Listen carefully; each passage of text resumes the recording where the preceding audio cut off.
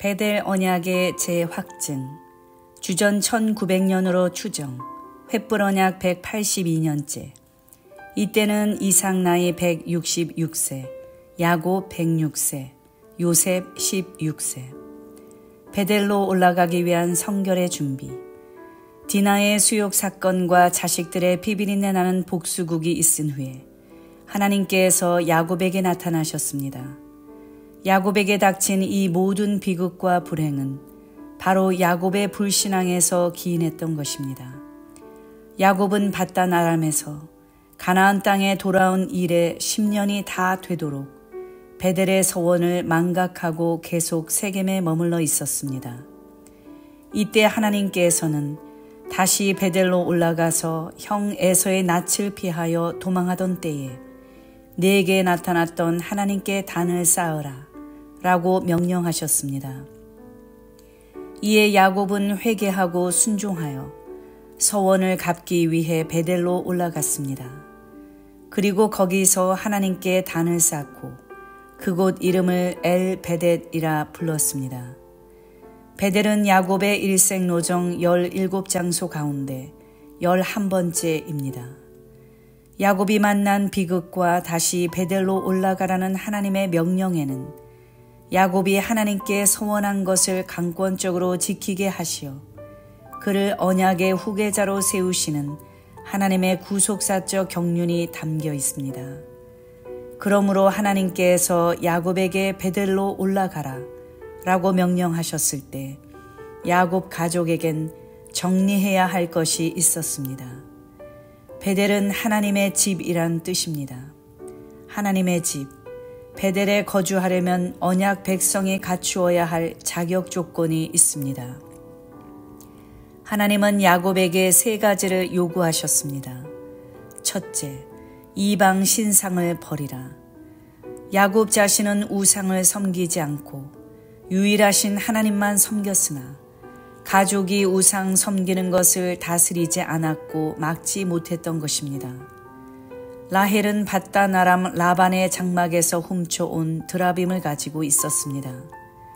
또한 밧단 아람에서 태어나면서부터 우상의 영향을 받은 아내들과 자식들, 그리고 야곱과 함께 나온 종들은 세겜에 머물면서 우상의 영향을 받았거나 세겜에서 붙잡아 온 포로들에게 영향을 받아 계속해서 우상을 섬겼을 것입니다. 이에 야곱은 자기 집 사람과 자기와 함께한 모든 자에게 너희 중에 이방 신상을 버리고 자신을 정결케 하고 의복을 바꾸라 라고 명령하였습니다.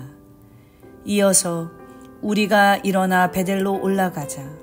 나의 환난 날에 내게 응답하시며 나의 가는 길에서 나와 함께 하신 하나님께 내가 거기서 단을 쌓으려 하노라 라고 선포하였습니다. 야곱의 말을 듣고 야곱의 집 사람들은 자기 손에 있는 모든 이방 신상과 자기 귀에 있는 고리를 야곱에게 내주었습니다. 그들은 멸절의 위기에 내려진 이 명령에 두려운 마음으로 모든 우상을 숨김없이 신속하게 가져왔을 것입니다. 야곱은 그것들을 모조리 세겜 근처 상수리 나무 아래 묻고 완전히 제거하였습니다. 귀고리는 가장 화려한 사치품으로 당시 사람들은 그 표면에 해, 달 등의 형상을 새겨 부적처럼 달고 다녔습니다. 훗날 이스라엘이 금송아지 숭배로 범죄하였을 때도 하나님께서는 하나님과 동행하려면 단장품을 제하라라고 명령하셨습니다. 상수리 나무는 아브라함과 관련이 있습니다. 아브라함은 가나안에 들어온 다음에 세겜 땅 상수리 나무 아래에 이르렀을 때에 가나안 땅을 그 자손에게 주신다는 약속을 받았고 여호와를 위하여 단을 쌓았습니다. 야곱은 이방 신상과 귀고를 아브라함의 신앙과 관련이 있는 상수리 나무 아래에 묻고 우상 숭배와의 완전한 결별을 선언하였던 것입니다. 하나님보다 더 사랑하는 것, 하나님보다 나를 더 좌지우지하는 것, 하나님보다 더 귀중히 여겨지는 것, 이 모든 것이 우상인데 탐심, 고집과 완고함은 무서운 우상 숭배의 죄악입니다. 이러한 우상 숭배자는 하나님의 집 베델에 올라갈 수 없습니다. 둘째, 자신을 정결케 하라. 이어서 야곱은 자신을 정결케 하고 의복을 바꾸라 라고 명령하였습니다. 여기 정결케는 깨끗하다, 순수하다라는 뜻의 히브리어 타헤르의 히트파엘형으로 너희 스스로 강력하게 깨끗하고 순수하게 하라는 뜻입니다. 야곱과 그 가족은 가나안에 들어온 후에 한동안 세상에 속하여 하나님을 잊어버리고 육신의 소욕과 안목의 정욕과 이생의 자랑에 깊이 빠져 있었으며 수단 방법을 가리지 않고 자기의 욕심만을 따라갔습니다. 디나가 욕을 당했고 시므온과 레위를 비롯한 아들들의 피비린내 나는 살인과 강도 행위가 야곱 가정을 휩쓸었습니다. 이는 하나님의 언약으로 이제 겨우 세워진 가정을 파괴하는 사단의 역사였습니다. 이 모든 죄악을 청산하고 거짓과 욕심을 다 내어버리고 깨끗한 심령을 가져야 베델로 올라갈 수 있습니다. 셋째, 의복을 바꾸라. 의복은 겉옷, 망토를 가리키며 외적 신분과 행위를 가리킵니다. 바꾸라는 변화하다, 갈아입다라는 뜻을 가진 할라프의 히필 명령형으로 이 단어는 히필형으로 쓰일 때 옷을 갈아입는 것을 나타냅니다. 야곱이 의복을 바꾸라라고 한 것은 보이는 면에서도 누구나 한눈에 알아볼 수 있을 정도로 과거 청산의 외적 증거를 보이라는 것입니다. 이를 위해서는 먼저 하나님의 말씀으로 자신을 깨끗하게 해야 하고 심령으로 새롭게 되어야 합니다. 성도는 옳은 행실을 통해 항상 빛나고 깨끗한 세마포를 입어야 합니다. 이렇게 하나님의 명령에 순종하여 결단하고 세겜을 떠난 야곱 가족들을 위해 하나님께서는 사면 고울의 두려움을 주셔서 아무도 추격해 오지 못하게 하셨고 야곱의 집 사람들은 무사히 베델에 이를 수 있었습니다. 유모 두보라의 죽음. 야곱이 베델에 올라갔을 때 리브가의 유모 드보라가 죽었습니다. 고대 근동에서 유모는 매우 중요한 인물로 조언자, 조력자, 그리고 친구의 역할을 하며 때로는 어머니와 같이 존경을 받았습니다. 리브가는 하란을 떠나 낯선 가나안 땅으로 시집가는 그 길에 어려서부터 자신을 돌봐주었던 유모 드보라와 동행했습니다. 드보라는 리브가를 대신해서 야곱과 함께 밧단 아람으로 가서 야곱을 친아들처럼 돌봐주었고 다시 가나안으로 함께 돌아왔으며 이제 야곱이 베델에 올라가 하나님께 제단을 쌓고 소원을 갚는 것을 본 후에 눈을 감았습니다. 리브가가 이삭에게 시집온 그 때부터 야곱이 베델에 올라간 때까지가 126년이 되므로 드보라의 향년은 아마도 약 140세가 넘었을 것입니다. 드보라의 장수는 그녀가 경건한 신앙의 사람이었음을 말해줍니다. 야곱은 그녀를 베델 상수리 나무 아래 명예스럽게 장사하고 그 나무 이름을 알론 바굿이라 불러 기념하였습니다. 드보라가 비록 유모였지만 그 죽음을 소중히 기념한 것은 그녀가 아브라함부터 이삭과 야곱으로 이어지는 언약 가문이 굳게 세워지는 일의 뒤에서 묵묵히 큰 믿음으로 헌신해 왔음을 증거해 줍니다.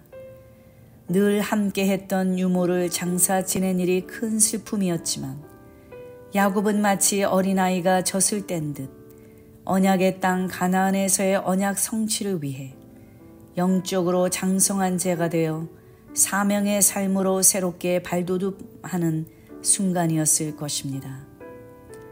베델 언약의 재확인.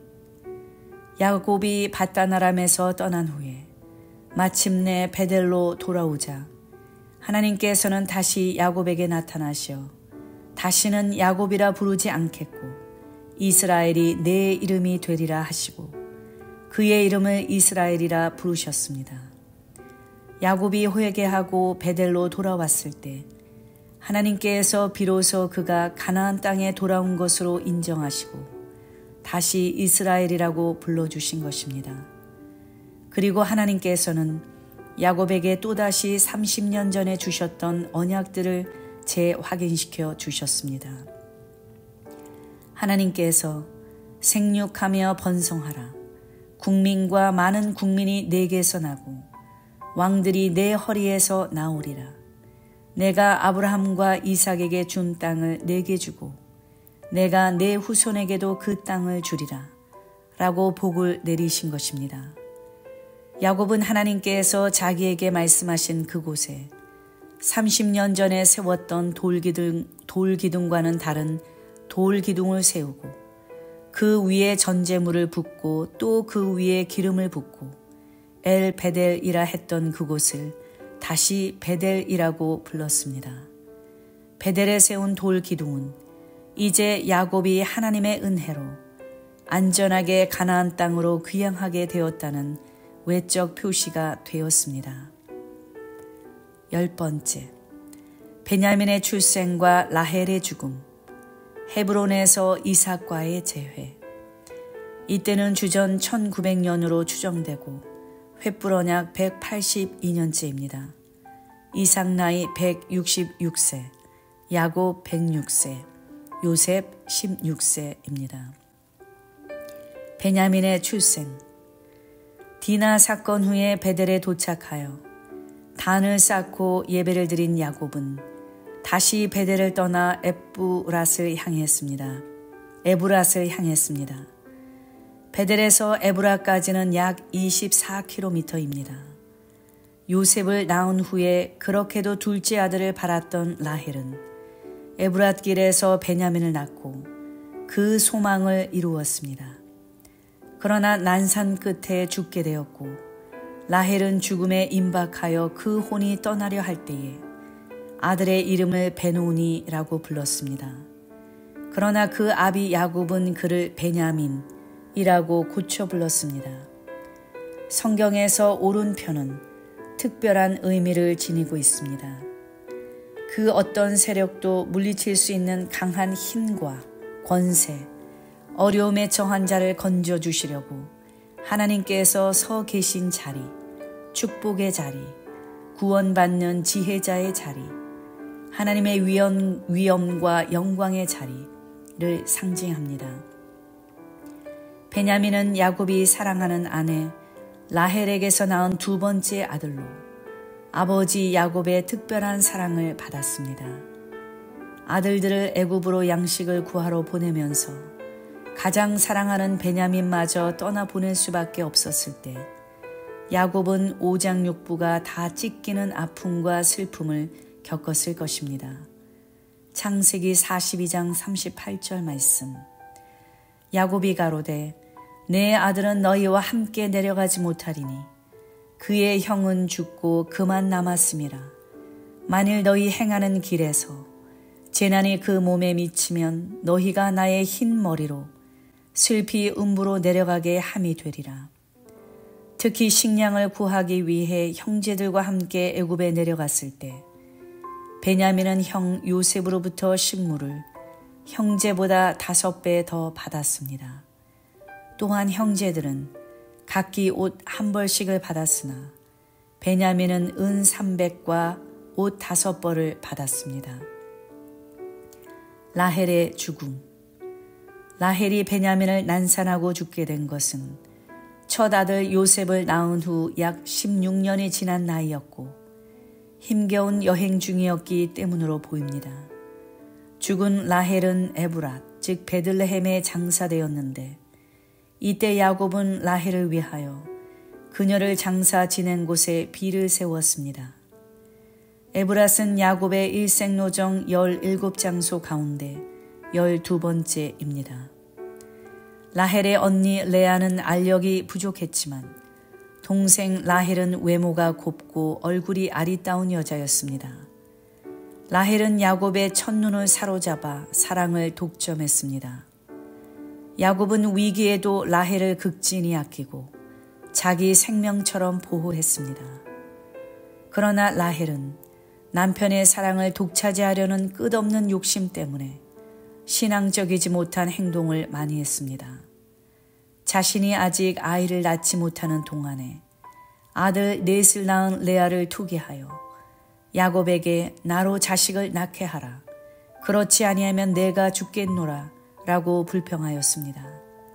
화가 난 야곱은 그대로 성태치 못하게 하시는 이는 하나님이시니 내가 하나님을 대신하겠느냐라고 꾸짖었고 생명의 탄생은 오직 하나님의 손에 있음을 일깨워 주었습니다.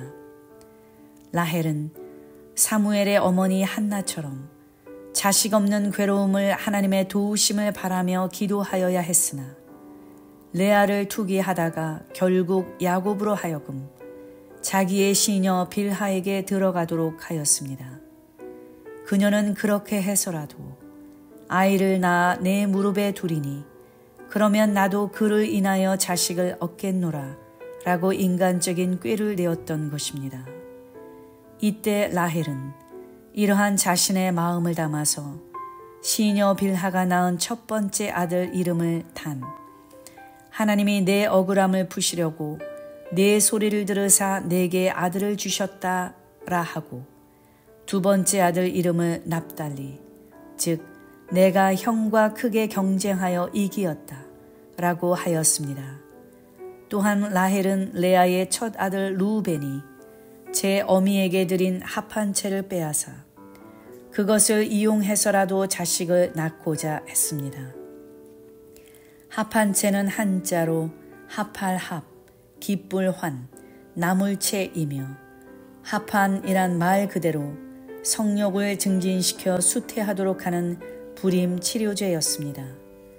불임에 한 맺힌 라헬은 아이를 얻기까지 하나님께서 기뻐하시는 방법대로 간절히 기도하며 기다리지 않고 자기 욕심을 이루기 위해 인간적인 수단과 방법을 가리지 않았습니다. 특히 야곱이 밧단아람에서 외삼촌 라반에게서 도망쳐 나올 때 라헬이 그 아버지 라반의 드라빔을 도적질한 것도 그녀의 지나친 탐욕이 빚은 우상 숭배 행위였습니다. 드라빔은 고치다, 치료하다라는 뜻의 라파에서 유래된 말로 치료나 복을 구하기 위해 사람의 모양으로 만들어 놓은 가정신이었습니다. 드라빔은 사람의 크기만 한 것도 있었지만 일반적으로는 작은 크기로 가정 제단에서 사용되었습니다. 사사시대에도 미가의 모친이 은으로 신상을 부어 만들어 집에 두고 있었는데 신당에 또 에봇과 드라빔을 만들어 놓고 제사장을 세워 제사하였습니다. 한편 단 지파에서 보내진 5 정탐꾼은 라이스 점령을 기대하면서 미가의 집에 들어가 에봇과 드라빔과 새긴 신상과 부어 만든 신상을 취하였습니다. 요시야 왕의 종교개혁 때에 이러한 신상들을 제거하였지만 완전히 사라진 것은 아니었습니다. 드라빔 숭배는 곧 우상 숭배입니다. 이방왕은 그것을 점치는 데 사용하였고 스가랴 선지자는 드라빔 숭배 행위를 우상 숭배라고 책망하였습니다.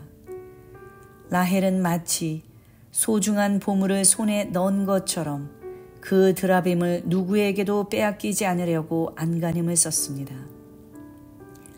그 우상을 약대 안장 아래 넣고 그 위에 앉아서 아비 라반에게 마침 경수가 남으로 일어나서 영접할 수 없사오니 내 주는 노하지 마소서라고 거짓말을 해서 드라빔을 완벽하게 감추었습니다. 라반은 경수가 흐르는 여자가 그 신들 드라빔에 앉을 수는 없을 것이라고 생각하고 결국 찾기를 포기하고 말았습니다. 이처럼 라헬이 목숨을 걸고 지켰던 드라빔은 야곱에게도 끝까지 숨겼지만 훗날에는 그 실체가 드러나고야 말았을 것입니다. 이는 유일신 여호와 하나님께 맡기는 순수한 신앙이 아니고 드라빔이 주는 막연한 행운도 챙기겠다는 탐욕이었습니다. 골로새서 3장 5절에서 탐심은 곧 우상 숭배니라 라고 말씀하고 있습니다. 우상 숭배의 악이 인간의 마음을 얼마나 심하게 미혹하며 인간의 마음에 얼마나 깊이 자리 잡고 있는지를 보여줍니다. 야곱이 밧단 아람에서 도주한 때는 주전 1910년, 이때는 야곱 나이 96세로 노아가 죽은 지 198년, 즉 주전 2108년에서 1910년을 빼었을 때 198년의 숫자가 나오고 노아의 경건한 아들 셈이 죽은 지 46년이요. 강을 건너는 신앙개혁을 일으켰던 노아의 4대손 에벨이 죽은 지 17년이요. 할아버지 아브라함이 75세에 하나님의 2차 부름을 받아 하란에서 가나안으로 떠난 지 181년 되었을 때입니다. 라반은 부두엘의 아들로서 하나님께서 데라의 아들 아브라함을 부르신 것을 알고 있었을 것입니다. 그가 하란에서 경건한 조상 셈과 에벨의 신앙을 본받았더라면 그 후손들이 우상에서 떠나도록 혼신의 힘을 쏟았을 것입니다. 그러나 라반은 오히려 나홀 데라의 불신앙의 계보를 따라 드라빔을 섬기며 우상 숭배를 하고 있었습니다. 아마도 야곱은 밧단 아람에서 20년간 라반이 섬기는 우상 숭배의 악을 고치려고 애를 썼을 것이나 외삼촌 라반의 우상 숭배는 너무도 뿌리가 깊어 그 악은 뽑히지 않았습니다. 라반은 우상 숭배에 오염된 습관을 떨치지 못하고 나홀의 하나님, 그들의 조상의 하나님을 아브라함의 하나님과 혼용하여 불렀으나 야곱은 그와 달리 오직 그 아비 이삭에 경외하는 일을 가리켜 맹세했습니다. 라헬 역시 어린 시절부터 우상 숭배에 깊이 물들어 있어서 남편과 함께 하나님의 인도를 받는다고 하면서도 동시에 약속의 땅을 더럽힐 우상도 그 품속에 가지고 있었던 것입니다. 우상을 품고 사는 사람에게는 우상이 그의 삶을 다스리는 왕입니다. 우상 숭배자들은 그 우상을 위하여 많은 재산도 아까워하지 않고 주머니에서 금을 쏟아냅니다. 그것을 애써 자기 어깨에 메어다가 처소에 두고 엎드려 경배합니다. 처소에 둔 우상은 거기서 능히 움직이지 못하며 아무리 우상에게 부르짖어도 능히 응답지 못하고 고난에서 구하여 내지도 못합니다. 살아계신 하나님은 자기 백성을 독수리 날개로 업어주시고 품어주실 수 있지만 우상은 그 숭배자들이 우상을 들어서 운반해야만 움직일 수 있고 아무것도 해줄 수 없는 헛된 것일 뿐입니다. 야곱은 라헬이 드라빔을 훔친 줄 모르고 그것을 훔친 자에게 무서운 저주를 하였습니다. 창세기 31장 32절에 외삼촌의 신은 뉘게서 찾든지 그는 살지 못할 것이요 야곱은 라헬이 그것을 도적질한 줄을 알지 못함이었더라 라고 기록하고 있습니다. 야곱에게 가장 사랑받은 라헬이었지만 베델에서 발행하여 기럇 아르바 이삭의 집으로 가는 도중에 난산하여 목숨을 잃고 말았으니 이스라엘 조상 중에 막벨라 굴에 묻히지 못한 유일한 조상이 되었습니다. 오히려 레아가 막벨라 굴에 장사되었고 라헬은 아버지 이삭의 집 헤브론에 도착하지 못하고 베들레헴 길에 장사되었던 것입니다. 루벤과 서모 빌하의 통관. 야곱은 내 아내 가운데 가장 사랑한 라헬을 잃은 슬픔이 채 가시기도 전에 에브라스에서 발행하여 에델 망대를 지나 장막을 쳤을 때 야곱은 루벤이 서모 빌하와 통관한 사실을 듣습니다. 에델 망대는 야곱의 일생노정 17장소 가운데 13번째입니다. 에델 망대는 베들레헴에서 약 15km 떨어진 곳으로 야곱이 헤브론으로 가는 중에 잠시 천막을 치고 유숙한 장소입니다. 에델은 가축대를 가리키며 망대는 산성, 성곽을 의미합니다. 아마도 에델 망대는 목자들이 가축을 두루 살피고 지키기 위해 세운 높은 성곽이 있는 장소였을 것입니다. 루벤이 간통한 빌하는 라헬의 여종으로 빌하가 야곱에게서 낳은 자식은 단과 납달리였습니다. 모세의 율법에 따르면 아비의 아내와 관계하는 것은 비록 서모라 할지라도 아비의 하체를 범한 것이고 그것은 사형에 해당하는 큰 범죄였습니다. 야곱은 루벤이 저지른 소식을 듣고 침묵하였습니다. 창세기 35장 22절 말씀. 루벤이 가서 그 서모 빌하와 통관하매 이스라엘이 이를 들었더라. 야곱은 루벤이 저지른 이 기막힌 일을 들었어도 그 큰 비애를 다 표현하지 못했을 것입니다. 다른 이방 사람이 야곱의 아내를 더럽혔어도 큰 수치일 텐데 자기 아들에게 그런 욕을 당했으니 너무도 가증스럽고 천인공노할 일이었기에 기가 막힐 뿐이었을 것입니다. 시므온과 레위의 피비린내 나는 살육 사건이 야곱의 가정을 뒤흔들었고 얼마 지나지 않아 장자 루벤을 통해 큰 음욕이 거룩한 가정에 침투한 것은 겨우 시작되려는 하나님의 구속사를 완전히 파괴하려는 사단의 큰 방해였습니다. 루벤은 장자로서의 자질이 충분하였음에도 불구하고 장자권을 박탈당했는데 야곱은 그 직접적인 이유, 즉 음욕으로 말미암아 자제력을 상실한 모습을 물의 끓음 같아 쓴즉 너는 탁월치 못하리니 내가 아비의 침상에 올라 더럽혔음이로다. 그가 내 침상에 올랐었도다 라고 선포하였습니다. 루벤이 아버지의 침상을 더럽힌 죄 때문에 장자권이 박탈된 사실을 바벨론에서 귀환한 백성의 족보를 정리할 때 더욱 명백히 되짚고 있습니다. 역대상 5장 1절에 루벤은 장자라도 그 아비의 침상을 더럽게 하였으므로 장자의 명분이 이스라엘의 아들 요셉의 자손에게로 돌아갔으나 족보에는 장자의 명분대로 기록할 것이 아니니라 라고 기록하고 있습니다. 루벤이 한순간 범한 죄 때문에 그 후손은 대대로 모든 축복과 특권을 잃어버리고 말았습니다. 루벤 지파 후손들 중에서는 위대한 사사, 선지자, 왕이 나오지 않았습니다.